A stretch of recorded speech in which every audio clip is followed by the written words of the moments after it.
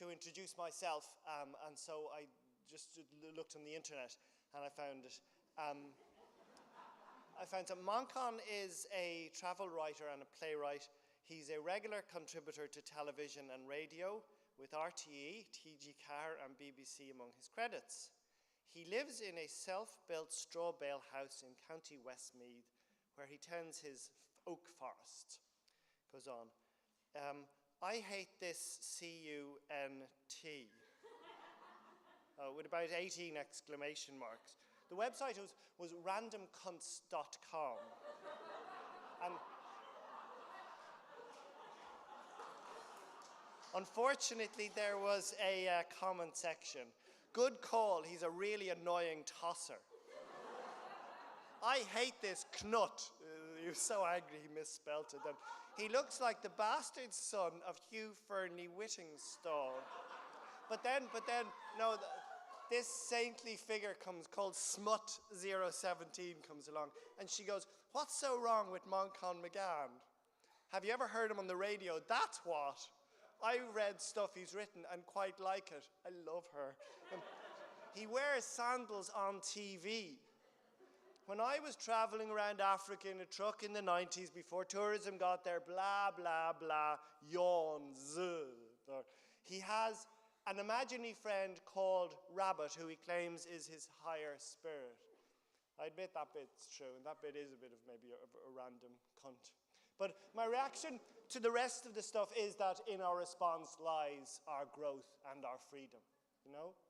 The only piece of wisdom I have is the same piece of wisdom that every child has, do you know? That life is a game, that we're here to play, to constantly play, to imagine new dreams. And it's like it's a 70-year, or if you're John O'Donoghue will hear for later, and almost an 80-year play date, you know, where we have this glorious sphere of influence, this planet to mess around in, to play in. But the problem is, I mean, for me at least, I forget this. I constantly forget this again and again and again. And it seems to me that there's these threshold points in life. And we come to these points and we have a choose to either remember that thing we knew as a kid or to forget it. And you know, the first sort of significant threshold point, a point where you make decisions, these foundational, basic decisions that will affect the rest of your life, are almost that time where you leave your mummy and go into primary school, you know, and you go out to the real world. And after that, there might be another one around adolescence, or when you're having to join the real world proper. And for me, like, I was a deliriously happy child.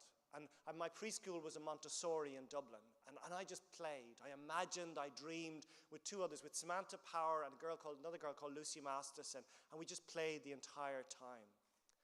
But then I went to my first primary school. I went to an all-boys Jesuit school when I was age 8, and suddenly my world fell apart, you know? I was expected to join this world of competition, of duality, of asinine, simplistic sort of war and showing off. And I was not prepared to allow my world be limited in that way. I just couldn't deal with it, you know? And so I invented a whole phantasmagoria of illnesses, of phantom illnesses, of huge pains in my belly, of insomnia, of chronic headaches. And I was brought around every great consultant and every child psychologist in Dublin, psychiatrist, and none of them could do anything for me. So eventually I came up with my own solution. I went back into our own back garden, and I commandeered a patch of ground for myself. And I dug up whatever my mum and dad had planted there, and I started planting herbs. First I got sage, and I got rosemary, and I got tarragon, and I got lemon balm. And then I went sort of for rare ones. My addiction got higher, and I went for southernwood and feverfew and Corsican mint, which is just this beautiful thing. By age 9, I had one of the best herb gardens in South Dublin. Now, unfortunately, you cannot, I should say, that herb garden was an entire front. For me, I had no interest in the herbs particularly. The herbs were a vortex. into this other world for me, into the world of my imagination, into getting in touch with my spirit. And so when I was out in the back garden in this piece of ground that my parents kindly gave up to me, I'd be digging among the soil, but actually I would be communicating with something, which I suppose now is termed angels, but for me it was just a grander, wilder, bigger, more beautiful, more playful part of myself. Now, unfortunately, you cannot spend your entire life talking to spirits through herbs, or at least you can, but I didn't know that then, unfortunately. And what happened instead was adolescence kicks in. But before I come to adolescence, what I should say is, rather than thinking I was some saintly paragon when I was a kid, yes, I came to a solution for my spiritual yearnings through my herbs and through what I could get through there. But there were other elements in my life. I had a very sort of physically abusing upbringing throughout those sort of years. I used to keep a bashings diary, and every day the violence that was meted out on me.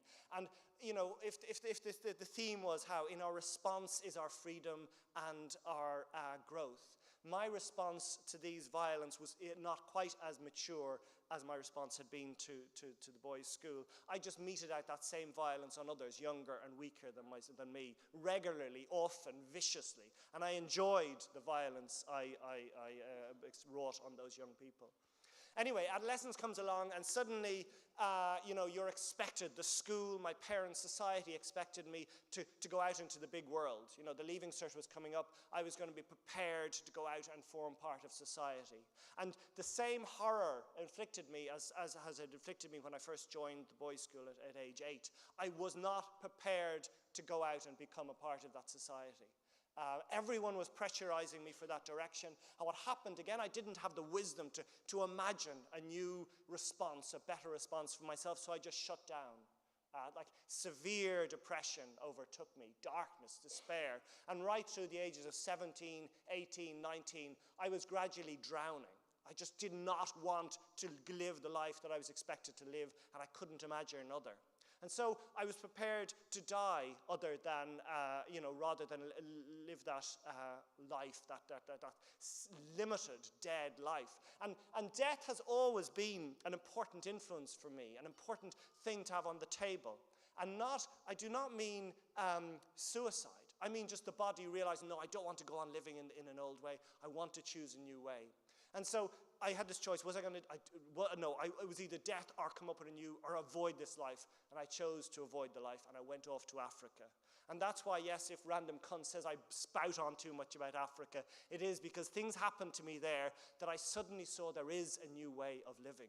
There is a way of existing where you make choices, you make brave choices. It doesn't matter what the consequences are. The only ideal is to dream, is to be able to find whatever your highest ideals are, and even if it means I'm poor, and I am constantly poor, but if I'm following those highest ideals, then I can survive.